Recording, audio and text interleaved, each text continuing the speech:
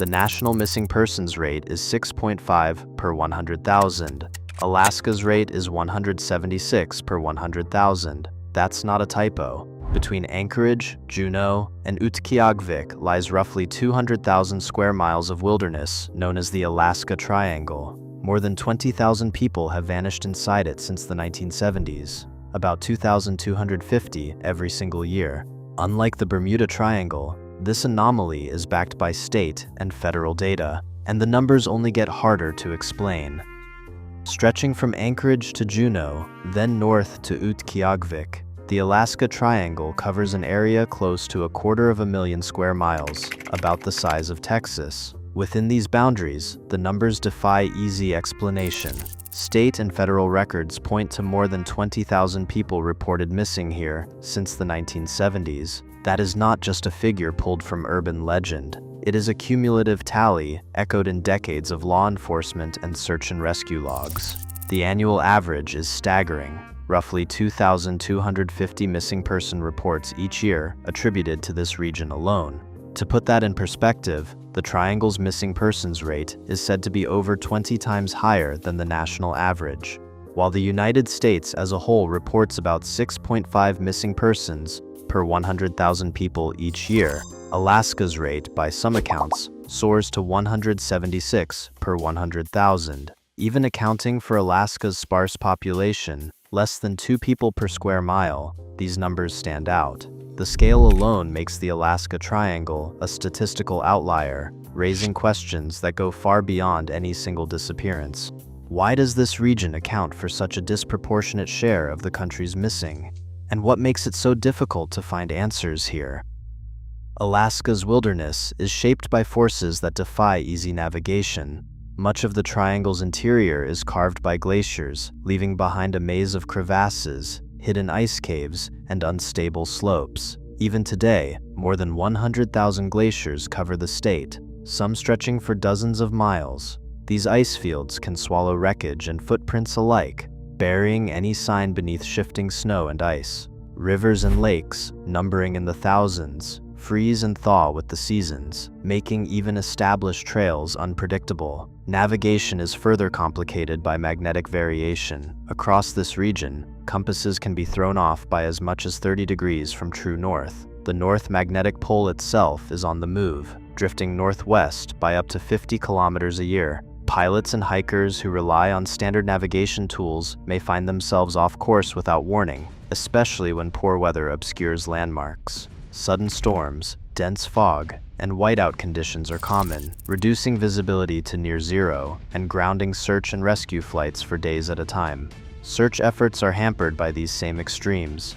Teams face limited daylight in winter, brutal cold, and the constant risk of avalanches or thin ice. Even with helicopters and modern gear, the sheer scale, hundreds of thousands of square miles, means that a missing person or aircraft can vanish without a trace. In this environment, the land itself becomes a barrier to rescue and sometimes to discovery altogether. On January 26, 1950, a United States Air Force Douglas C-54D Skymaster lifted off from Elmendorf Air Force Base in Anchorage, bound for Great Falls, Montana. On board were 44 people, 8 crew members and 36 passengers, including 2 civilians, a pregnant woman and her infant son. The flight was routine for the era, ferrying military personnel and families across Alaska's vast interior. Roughly 2 hours into the journey, the pilot radioed a weather station at Snag, Yukon. The message was brief. The plane was on schedule at 10,000 feet, but heavy icing had started to build on the wings. No distress call followed. The C-54 never made contact with its next checkpoint. It disappeared somewhere over the snowbound wilderness, leaving no sign of trouble. The response was immediate and massive. Operation Mike, as the search was called, mobilized more than 7,000 American and Canadian personnel. 85 aircraft swept over 350,000 square miles of frozen terrain, a region larger than Germany. Ground teams trekked through forests and across ice fields. Radio operators logged every report, but the outcome was always the same. Results negative, search continuing. For nearly a month, the searchers combed the Yukon and Alaska, but no wreckage, no debris, and no human trace surfaced. The official logs ended with the same stark conclusion: nothing found. Families received notification that their loved ones were presumed lost. Decades later, with advances in remote sensing and renewed private efforts, the area around Snag remains a focus, but the Skymaster's fate is still unknown. In the Alaska Triangle, even the largest rescue operations can be outmatched by the land itself. On October 16, 1972, a small twin-engine Cessna 310 carrying 4 men lifted off from Anchorage, bound for Juneau. Among those on board were 2 members of Congress, House Majority Leader Hale Boggs and Alaska's own Nick Begich. Their presence transformed an ordinary flight into a matter of national attention. The pilot, Don Johns, was a veteran of Alaskan skies with more than 17,000 hours logged. He had just completed a flight from Fairbanks the day before, and his experience was well known among local aviators. The weather that morning was far from ideal, with low clouds, fog, and drizzle hanging over Portage Pass, an area notorious for sudden icing and turbulence. The Cessna's last radio contact came at 9:09 a.m., about 50 miles southeast of Anchorage. After that, the plane vanished without a trace. No distress call, and no emergency locator transmitter signal. Nothing. The disappearance triggered the largest search operation in Alaska's history. Over the next 39 days, the effort would involve more than 140 military and civilian aircraft and cover an estimated 325,000 square miles, an area larger than the state of Texas. Coast Guard cutters, helicopters, and ground teams combed the Chugach Mountains and the icy waters of Prince William Sound. The White House authorized the use of advanced military assets, including high-altitude reconnaissance flights, but the search yielded no debris, no oil slick, and no sign of the missing men. Official investigations later questioned whether the Cessna was equipped with functioning de-icing gear or an emergency beacon. Mechanics had raised concerns days before the flight, but records remain incomplete. On December 29, 1972, with winter closing in, the 4 men were declared dead. The loss of 2 sitting congressmen in a single incident sent shockwaves through the political world, raising questions that would remain unanswered for decades. In the Alaska Triangle, even the most high-profile disappearances can dissolve into silence. In 1994, a convicted bomber named Jerry Max Paisley made a startling confession to federal investigators. Paisley said he had delivered a bomb to Anchorage in 1972, intended for the plane carrying Congressman Nick Begich. He described a handoff in Arizona, named Organized Crime Contacts, and said he briefly married Begich's widow after the disappearance. The FBI found Paisley's story credible enough to open an inquiry, but within months the case was quietly closed. No charges were filed, and the files remained sealed for years. Journalist Jonathan Walczak later uncovered a gap in the official record. Telexes released under the Freedom of Information Act from October 1972 referenced a tip about the crash site and possible survivors, yet there is no evidence the Bureau acted on it. The files end abruptly, without follow-up or explanation. The official investigation was declared over, but the missing plane was never found.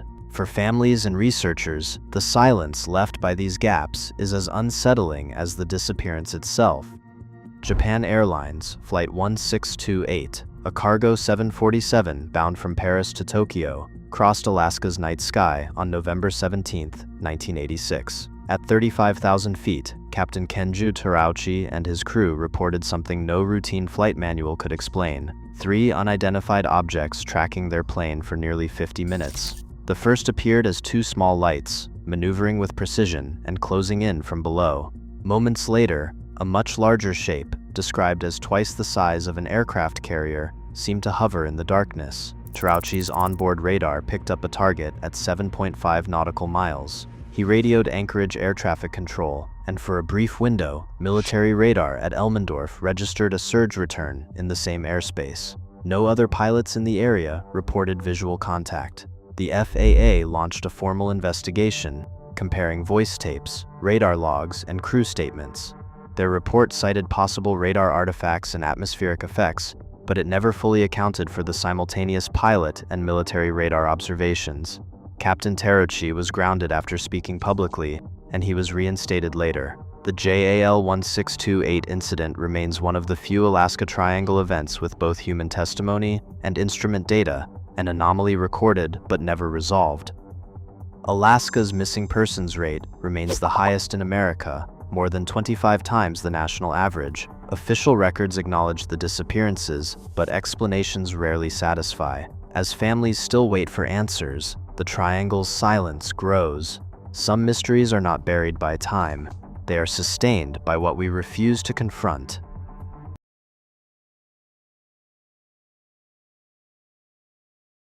That afternoon, a 6-year-old boy named Dennis Martin went behind a bush to hide from his family.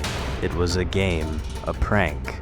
The other children jumped out and surprised the adults. Dennis never came out.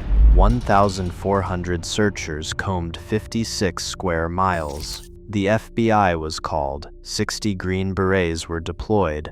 A witness heard a sickening scream. A disheveled man was seen running through the trees. The FBI held their files on this case for 53 years before releasing them. No trace of Dennis Martin has ever been found. He would be 62 years old today. The Smokies have always been a place where people vanish. Long before roads or rangers, the Cherokee spoke of valleys where the world grew thin, where a person could step off the trail and never return. Settlers came later, bringing their own stories, of wild men in the hollows, of screams echoing through the mist, of searchers finding nothing but silence. The mountains themselves are ancient, worn down by 500 million years of wind and rain, older than the rivers that cut their deep, secret folds. Dense thickets of rhododendron form walls so thick they swallow sound and sight. Fog rises fast, rolling in without warning, swallowing ridgelines and turning daylight into gray confusion. The ground drops away in sudden ravines. Streams run cold and swift, fed by storms that can drop inches of rain in a single afternoon. Even the most experienced hiker can lose their way 10 feet from the trail. Every year, the park logs dozens of missing persons, some found, some never seen again. In this place, the line between lost and gone can be as thin as a breath, and the land itself seems to conspire to keep its secrets. For those who enter, the Smokies offer no promises. Dennis Martin was 6 years old, with a birthday only days away. He was small for his age, quiet, sometimes a little behind the other boys, but determined to keep up. This trip was his first overnight hike, a family tradition for Father's Day, passed from grandfather to son. Dennis wore a red t-shirt, green shorts, and low-cut Oxford shoes. His father, Bill, kept a close watch as they crossed the ridges, careful with every step, knowing how quickly a child could stumble in the undergrowth. The Martins moved as a tight group. Dennis, his older brother Douglas, their father Bill, and grandfather Clyde. They followed the trails from Cades Cove up to Russell Field, then to the high grass of Spence Field, where the mountain laurel blooms in June. The boys joined children from another family, plotting a prank to surprise the adults. Dennis, always eager to be part of the game, slipped behind a bush at the edge of the meadow. There was no warning, no shout. One moment, Dennis was there, red shirt bright against the green. In the next, he was gone. In a place where the woods can swallow a voice, a 6-year-old vanished while his father stood only yards away. The meadow at Spence Field stood silent in the late afternoon. At 4:30 in the afternoon, Dennis Martin slipped behind a screen of laurel, his red shirt a last flash of color before the green swallowed him whole. The other boys darted out, laughing, but Dennis did not reappear. 5 minutes passed. Bill Martin called his son's name, his voice rising above the hush of the mountain. No answer. He searched the thicket, then broke into a run, down the Appalachian Trail toward Little Bald, then back, then west to Russell Field and back again, covering miles in desperate sweeps. Each step brought only more silence. As the search widened, the sky turned. Dark clouds rolled over the ridgeline. By late afternoon, a storm burst open, dropping 3 inches of rain in just a few hours. Water pooled in the hollows, streams swelled, and the air turned cold. Any footprints or scent trails vanished beneath the downpour. With no radio or phone, the Martins faced a hard choice. Dennis's grandfather, Clyde, set off alone to hike the 9 miles back to Cades Cove Ranger Station. Hours passed while Bill scoured the woods. It was 8:28 in the evening before rangers were finally notified. By then, night had fallen, and the forest had closed around every trace of a missing child. By dawn on June 15th, the Smokies filled with strangers moving through fog and undergrowth, an army of searchers summoned by fear and hope. Rangers, firefighters, college students, and entire families from nearby towns joined hands with the Martins. The numbers grew by the hour, 30 men at first, then 200, then more than 1,000. At its peak, over 1,400 people combed the wilderness, a human tide sweeping across 56 square miles of ridgelines, hollows, and creek beds. Helicopters circled above, their blades stirring the mist. Bloodhounds were unleashed, noses pressed to the moss and mud. On foot and horseback, the searchers pressed on, calling Dennis's name into the silence. The National Park Service took command, but soon the search drew in the FBI and the U.S. Army. 60 Green Berets from Fort Bragg arrived, men trained for jungle warfare, now fanned out in tight formation through Appalachian thickets. They moved with discipline, mapping ravines and crawling through rhododendron tunnels. Still, the woods gave up nothing. Not a single fiber from Dennis's red shirt, not a shoe, not a scrap of cloth, not a footprint that could be trusted. The official tally reached 13,420 man-hours. The only trace, one set of prints, was dismissed as belonging to a Boy Scout. The dogs found no scent. The rain had wiped the slate clean, but the scale of the operation defied belief. How could so many eyes, so much effort, find nothing at all? In the heart of the Smokies, a 6-year-old had vanished so completely that even an army could not bring him back. 7 days after Dennis vanished, a family from Tennessee walked a remote trail near Rowan's Creek, miles from Spence Field. Harold Key, the father, would later recall a sound that froze him, a scream, sharp and desperate, cutting through the green hush of the woods. His children thought it might be an animal, but Key saw a figure moving between the trees. Not a bear, but a man, filthy and wild-eyed, slipping through the undergrowth as if trying not to be seen. Key believed the stranger was carrying something over his shoulder. He reported what he had witnessed, but the details stayed buried for a year. The searchers in the Smokies had been looking for a lost boy. Now, for the first time, there was reason to fear someone else had been in those woods. 16 years after Dennis vanished, another rumor slipped out of the woods. In 1985, an unnamed ginseng hunter said he had found the scattered bones of a small child in a hollow near Tremont, far from Spence Field, but close to where a child's footprint had once been found. Fear of poaching charges kept him silent for years. By the time he finally led rangers to the site, the forest had reclaimed everything. No bones, no clothing, no trace. The official record barely acknowledges the episode. Another lead, another empty patch of ground, and the silence of the Smokies deepened. For half a century, the official record stayed locked away. The FBI files, 133 pages in all, remained sealed, their contents shielded under layers of legal exemption. In 2022, after repeated requests, the government released the file at last. Even then, key passages were blacked out, witness names erased, entire sections on the Harold Key sighting reduced to thick bars of ink. The question of abduction, examined in detail, yielded no final answer, no evidence to confirm a kidnapping, but nothing to dismiss it either. The National Park Service now admits that Dennis Martin's disappearance forced a reckoning. Their own emergency manager calls it the case that rewrote search and rescue doctrine across the United States. Yet, after 53 years, the heart of the mystery remains hidden, buried in redactions and in the silence of the mountains. 53 years later, the files remain mostly sealed. 13,000 search hours, 60 Green Berets, and no trace. Only silence and redaction. The Smokies still swallow secrets. Until the record opens, the question lingers. How does a child vanish in daylight, and who decides what we're allowed to know?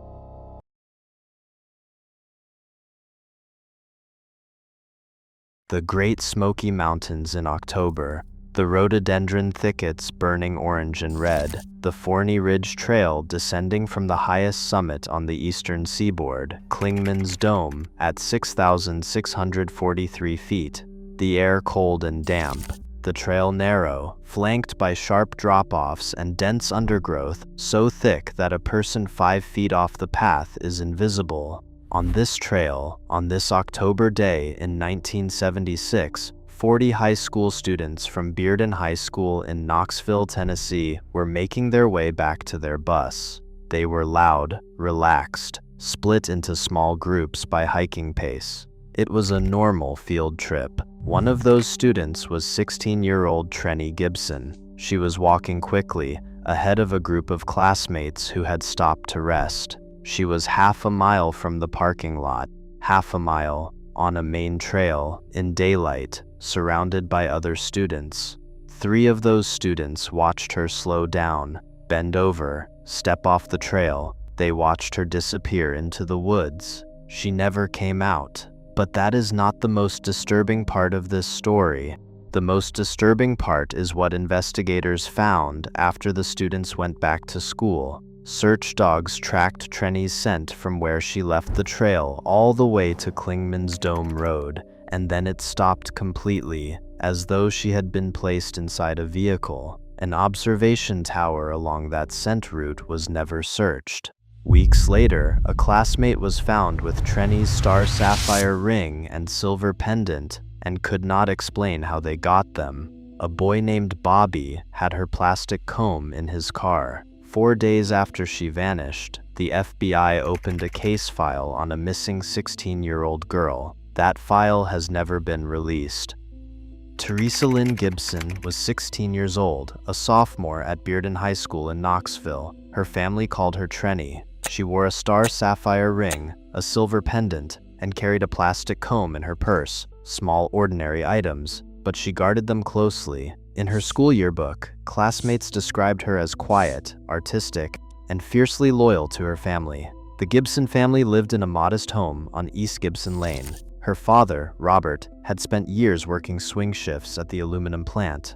He worried about school safety, and just days before the field trip, he filed a formal complaint with the school board about the one chaperone policy. That concern did not come from nowhere. The year before, a classmate named Kelvin Bowman had been arrested for prowling outside the Gibson house. In open court, he threatened Trenny by name. According to court records and the school's own discipline files, Bowman was suspended for making that threat, and he spent the week of the field trip in juvenile detention. Even with Bowman locked away, the family's sense of unease never faded. Trenny's personal belongings would become a focus of the investigation. The ring and pendant she always wore were later found in the possession of another student. The plastic comb, according to her mother, turned up in the glove compartment of Bobby Simpson's car. These discoveries offered no comfort. Instead, they left her family with questions that have never been answered and a sense that something ordinary had gone terribly wrong. Friday, October 8, 1976 began like any other school day, with a yellow bus pulling away from Bearden High before sunrise. 40 students, most of them sophomores, filed onto the bus, their names checked against a manifest signed by each parent. The destination was Clingman's Dome, the highest point in Great Smoky Mountains National Park. Only one adult, horticulture teacher Wayne Dunlap, was assigned to supervise the group, a policy that had drawn formal complaints from parents but remained in effect. By early afternoon, the students were scattered along the Forney Ridge Trail, a wide, well-traveled path less than half a mile from the parking lot and the waiting bus. The National Park Service later described the setting as an open, visible corridor with no hazards in the immediate vicinity. 3 classmates, Angela Beckner, Lisa Michaels, and Bobby Coghill, would give nearly identical statements to park rangers. They saw Trenny walking slightly ahead, pausing to kneel or pick something up, then stepping quietly off the trail into a patch of dense undergrowth. She did not call out. They did not follow. The time was just after 1:30 in the afternoon, broad daylight with dozens of students still within earshot. Bobby Simpson, who had walked with Trenny for much of the hike, later logged in the bus manifest that she was present at the last head count. But by the time the group reassembled at the parking lot, she was missing. The teacher's first reaction was confusion, not panic. After all, the trail was short, the bus was close, and the area was busy with hikers. Yet in the space of a few minutes, with the bus only half a mile away and the group still on the main trail, Trenny Gibson had vanished. The ordinary had turned impossible. The search for Trenny Gibson quickly became one of the largest in the park's history. Rangers, deputies, and volunteers swept the Forney Ridge Trail and its spurs, working in shifts through dense undergrowth. By nightfall, over 200 searchers were on the ground, and within 10 days official records counted 756 participants. The operation was precise. 9 handlers from the Park Service and local law enforcement brought in trained tracking dogs. According to after-action reports, the dogs picked up Trenny's scent where she was last seen leaving the trail. The trail led east, through brush, up to Clingman's Dome Road. For nearly a mile and a half, the dogs tracked her scent along the shoulder, never into the woods, never doubling back. Then the scent line stopped cold at the pavement. There were no dropped belongings, no footprints, and no sign of a struggle. Ranger logs from October 9th called the abrupt end inexplicable. Searchers combed both sides of the road, checked culverts and ravines, but found nothing. By the third day, the Tennessee Bureau of Investigation joined the effort. 4 days after Trenny vanished, the FBI opened a formal case file. Despite the scale and speed, the only certainty was the trail's sudden, unexplained end at the road. Weeks after the field trip, the ordinary boundaries of the case began to unravel. Trenny's silver pendant, the one she wore nearly every day, surfaced in the hands of a classmate, Laura Parker. No one could say how it left Trenny's neck or why Laura had it.